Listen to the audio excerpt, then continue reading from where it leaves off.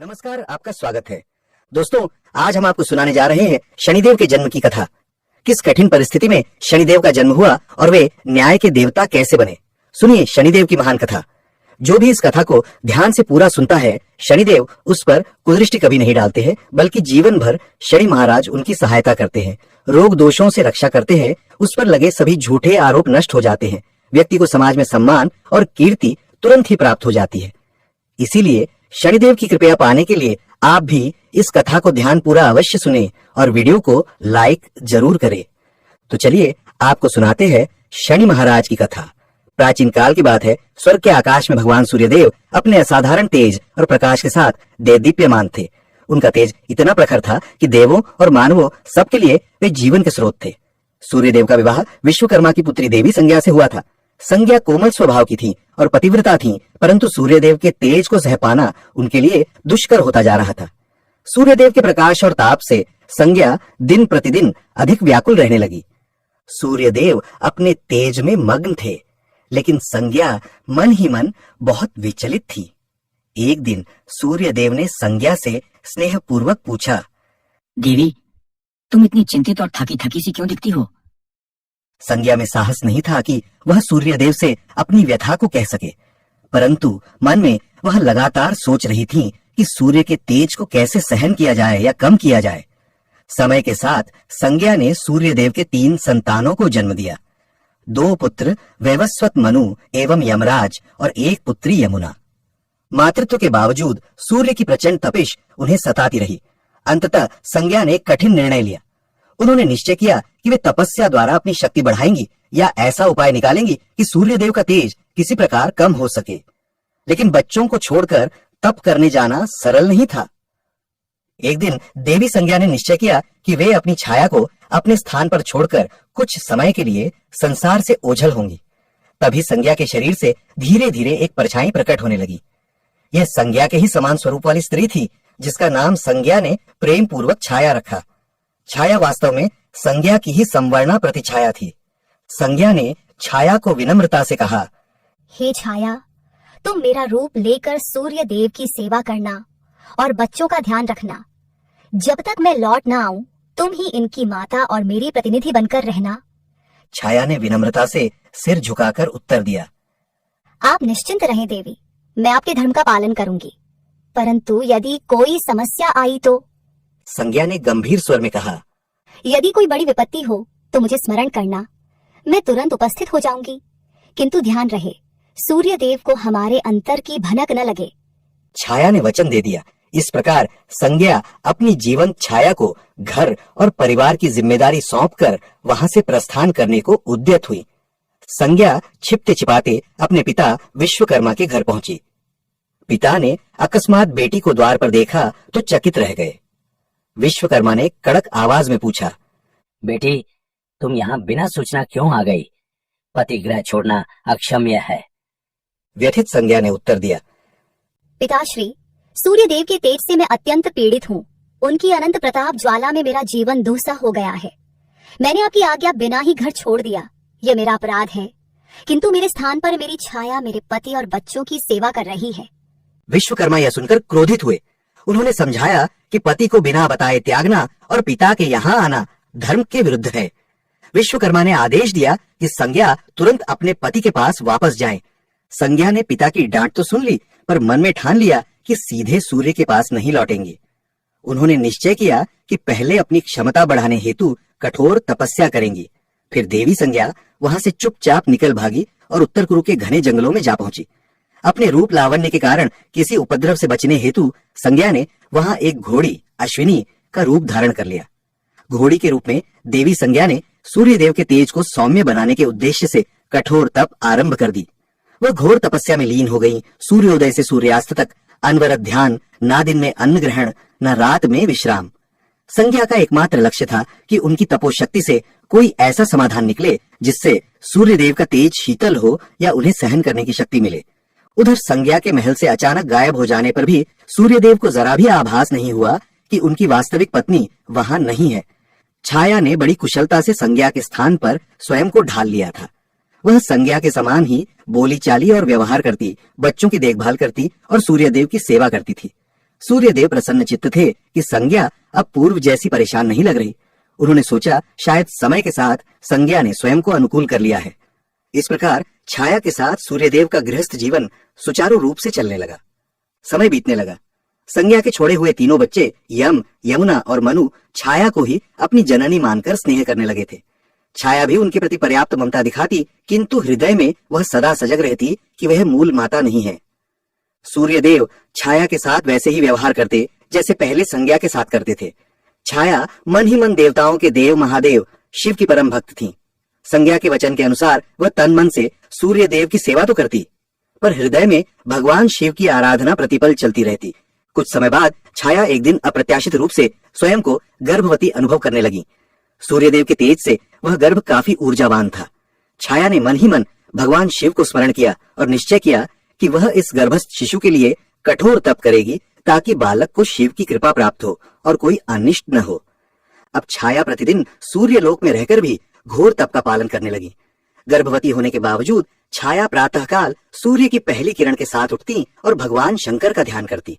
तेजस्वी सूर्य की किरणें सीधे उनके शरीर पर पड़ती, पर छाया उन किरणों की परवाह किए बिना भूमि पर नंगे पैर खड़ी होकर भगवान शिव का नाम जपती रहती। उनका यह कठोर व्रत कई दिनों तक निरंतर चलता रहा। छाया के इस अटल तप और निर्जल व्रत का प्रभाव उनके गर्भ पर भी पड़ा। सूर्यदेव की तीक्ष्ण किरणें सीधी गर्भस्थ शिशु पर पड़ रही थीं। ऊपर से माता अन्न जल बिना तपस्यारत थीं। इस दुआसह साधना के परिणाम स्वरूप गर्भस्थ शिशु का वर्ण धीरे धीरे अंधेरे के समान काला होने लगा, मानो माँ की तपस्या की तपिश और सूर्य की गर्मी ने मिलकर उस बालक को श्याम वर्ण प्रदान कर दिया हो। हालांकि छाया को इसका भान नहीं था। वह तो अपनी साधना में लीन थी और गर्भ की रक्षा व शिशु की शक्ति के लिए शिव से प्रार्थना कर रही थी। समय आने पर छाया ने एक पुत्र को जन्म दिया। उस नवजात बालक ने जन्म लेते ही झोर की क्रंदन ध्वनि के साथ अपनी उपस्थिति दर्ज कराई। यह बालक औरों से भिन्न था। उसका शरीर एकदम श्याम काला था, आंखें तीक्ष्ण थीं और मुख पर अजीब सा तेज था। सूर्यदेव को जब समाचार मिला कि पुत्र का जन्म हुआ है तो वे प्रसन्न हुए और उत्सुकता पूर्वक शिशु को देखने आए। जैसे ही सूर्यदेव की दृष्टि बालक पर पड़ी, उनका मुख आश्चर्य और असमंजस से खुला रह गया। ये क्या है? इसका रंग इतना काला क्यों है? सूर्यदेव के मुख से अनायास निकला। नवजात शिशु का श्याम वर्ण देखकर सूर्य को आश्चर्य हुआ और तुरंत ही उनके मन में संशय के बादल घिर आए। उन्होंने मन में सोचा कि उनकी तेजस्वी रक्त सेना वंश में ऐसा काला बालक कैसे जन्म ले सकता है। पल भर में प्रसन्नता क्रोध में बदल गई। सूर्यदेव की भ्रुकुटी तन गई और आंखें लाल हो उठी। छाया उनके मनोभाव समझकर घबरा गईं। उन्होंने शांत स्वर में समझाना चाहा, हे देव, बालक का वर्ण संभवतः मेरे कारण श्याम हुआ है। गर्भावस्था में मैंने कठोर तप किया, भोजन भी नहीं किया। शिशु पर शायद उसी का प्रभाव पड़ा है।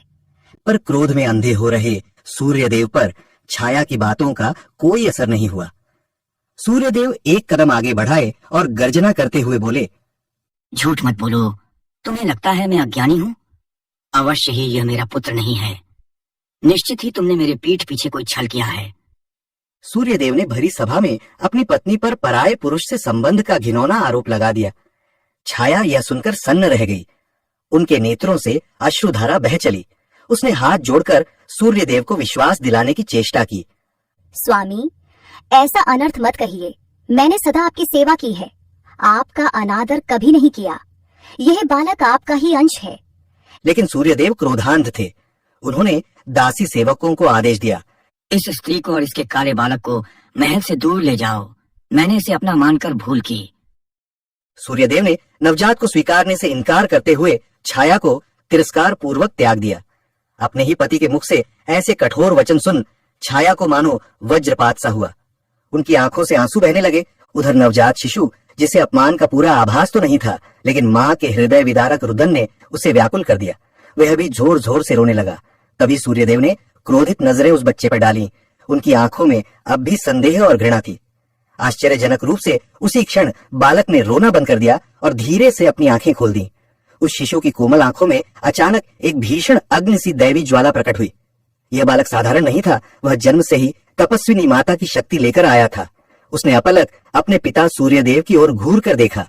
जैसे ही शिशु की क्रोधित दृष्टि सूर्यदेव पर पड़ी, सूर्यदेव तीव्र पीड़ा से चिल्ला उठे। उनकी स्वर्णकांत देह मानो कोयले सी काली पड़ने लगी। उस दग्ध दृष्टि का प्रभाव इतना भयंकर था कि सूर्य देव का संपूर्ण शरीर काला पड़ गया और उनका तेज मंद होते होते अंततः बुझसा गया। चारों ओर अंधकार छा गया, मानो सूर्यास्त के बाद अंधेरी रात उतर आई हो। सूर्यदेव के रथ के घोड़े भी एकदम थम गए। सूर्य का दिव्य रथ आकाश मार्ग में रुक गया। इस अप्रत्याशित घटना से संपूर्ण सृष्टि में हाहाकार मच गया। दिन में ही तमिसरा अंधकार फैल गया। प्राणी भयभीत हो उठे। देवताओं ने चिंतित होकर इधर उधर देखना शुरू किया कि सूर्यदेव को क्या हो गया है। सूर्यदेव अत्यंत व्यथित थे। उनका उज्जवल स्वरूप नष्ट हो चुका था और उनके अश्व आगे बढ़ने को तैयार न थे। उन्हें तभी अपनी भूल और कठोर शब्दों का आभास हुआ। अंधकार में घिरे सूर्यदेव को अपनी गलती पर ग्लानि होने लगी। वे समझ गए कि जिस बालक को उन्होंने ठुकराया है वह साधारण नहीं बल्कि अत्यंत शक्तिशाली है। अपने अपमानित पुत्र और पत्नी को देख उन्हें एहसास हुआ कि क्रोध में उन्होंने अक्षम्य कार्य किया है। विवश होकर सूर्यदेव ने आर्त स्वर में त्राहि पुकार लगाई, हे महादेव, मेरी सहायता करें, मुझसे भारी भूल हुई है। सूर्यदेव की करुण पुकार सुन समस्त लोकों के स्वामी भगवान शिव तत्काल प्रकट हो गए। एक दिव्य ज्योतिपुंज प्रकट हुआ और उसके मध्य भगवान शंकर अपने वृद्ध मुद्रा में प्रकट हुए। त्रिशूल और चंद्रमा को धारण किए नीलकंठ भगवान शिव के दर्शन पाकर सूर्यदेव, छाया और वहां उपस्थित समस्त दास देवता हाथ जोड़कर नतमस्तक हो गए। छाया ने शिशु को गोद में उठा लिया था। अब वह बालक शांत था। उसकी आंखों में अपने आराध्य शिव के दर्शनों से एक उज्जवल चमक थी। भगवान शिव ने पहले अपनी आंखें बंद कर लीं और ध्यान द्वारा संपूर्ण घटना को देखा। फिर उन्होंने कठोर स्वर में सूर्यदेव से कहा, हे सूर्यदेव, क्रोध और अहंकार में आकर तुमने अपनी पत्नी छाया और अपने नवजात पुत्र का बड़ा अपमान किया है। तुमने छाया के चरित्र पर संदेह करके अन्याय किया है। सूर्यदेव लज्जा के मारे सिर झुकाए खड़े थे। शिवजी ने आगे कहा, यह बालक वास्तव में तुम्हारा ही पुत्र है। इसका वर्ण श्याम इसलिए है क्योंकि गर्भकाल में छाया ने कठोर तपस्या कर मेरी उपासना की और तुम्हारे तेज को बिना किसी संरक्षण के सहा, जिससे बालक का रंग काला हो गया। इसमें छाया का कोई अपराध नहीं बल्कि प्रशंसा योग्य धैर्य है। सूर्यदेव ने कांपते हुए स्वर में उत्तर दिया, हे महादेव, मुझसे भारी भूल हो गई। मैंने क्रोधवश इन दोनों को बहुत कष्ट दिया। कृपा कर मुझे क्षमा करें और अपना तेज वापस प्रदान करें। सूर्यदेव ने विनम्रता पूर्वक छाया और बालक की ओर देखकर कहा, मैं अपने कटु शब्द वापस लेता हूँ। छाया, तुम निरपराध हो और यह बालक निश्चय ही मेरा ही पुत्र है। सूर्यदेव को पश्चाताप करते देख भगवान शिव का क्रोध शांत हुआ। उन्होंने अपने हाथ से आशीष देते हुए सूर्यदेव को पुनः तेजस्वी रूप प्रदान किया। उनकी काली पड़ी देह फिर से सुनहरे तेज से चमकने लगी और अंधकार चीरता हुआ प्रकाश चारों दिशाओं में फैल गया। सूर्यदेव के रथ के अश्व भी पूर्ण जीवित होकर गति से दौड़ने लगे। सृष्टि फिर से प्रकाशमान हो उठी। सूर्यदेव ने तुरंत छाया और अपने पुत्र को गले से लगा लिया। सूर्य ने कहा, छाया, तुमने जो तप किया उससे हमारे पुत्र को अद्भुत शक्ति मिली है। मैं तुम्हारा ऋणी हूँ और अपने आचरण पर अत्यंत लज्जित हूँ। छाया के नेत्रों से आनंद के आंसू बहने लगे। उन्होंने सूर्यदेव को क्षमा कर दिया। नन्हा शिशु भी मानो मुस्कुरा रहा था। पिता का स्नेह पाकर वह प्रसन्न था। शिव ने बालक को आशीर्वाद दिया और कहा, वत्स, तुमने जन्म से ही अन्याय का सामना किया है और तुम में अन्याय का प्रतिकार करने की शक्ति है। अपनी माता की तपस्या के फलस्वरूप तुम में मेरा अंश समाहित है। मैं तुम्हें आशीर्वाद देता हूँ कि तुम लोक में न्याय के देवता के रूप में प्रतिष्ठित होगे। तुम लोगों को उनके कर्मों के अनुसार फल दोगे, पापियों को दंड और सत्पुरुषों को पुरस्कार। सूर्यपुत्र होने के नाते तुम्हारा स्थान आकाश मंडल में नवग्रहों के रूप में होगा। अन्य ग्रहों में तुम्हारा स्थान ऊंचा होगा क्योंकि तुम कर्म फलदाता हो। अब से तुम शनि नाम से प्रख्यात होगे। शनय, चलने वाले ग्रह। सप्ताह का एक दिन शनिवार तुम्हारे नाम से होगा और इस दिन तुम्हारी पूजा से प्राणियों के कष्ट दूर होंगे। शिव के वचनों ने नवजात शनि को मानो पल भर में युवावस्था का तेज प्रदान कर दिया। सबने अनुभव किया कि उस बालक के रूप में एक महान शक्तिशाली देवता प्रतिष्ठित हो रहा है। छाया ने शिवजी को हृदय से प्रणाम किया और बोली, प्रभु, आपके अनुग्रह से ही मेरे पुत्र को मान मिला। मेरी तपस्या सफल हुई। सूर्यदेव ने भी शिव की स्तुति की। शिवजी ने प्रसन्न होकर अंतर ध्यान होने से पूर्व कहा, याद रहे, शनिदेव प्रजा को उनके कर्मों का न्यायपूर्ण फल प्रदान करेंगे।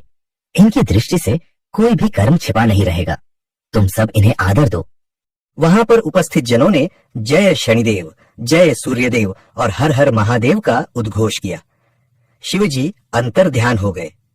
इस प्रकार छाया के तप से उत्पन्न श्याम वर्ण बालक शनि को भगवान शिव के आशीर्वाद से नवग्रहों में प्रमुख स्थान मिला और वे जगत के कर्म फलदाता न्याय के देवता बने।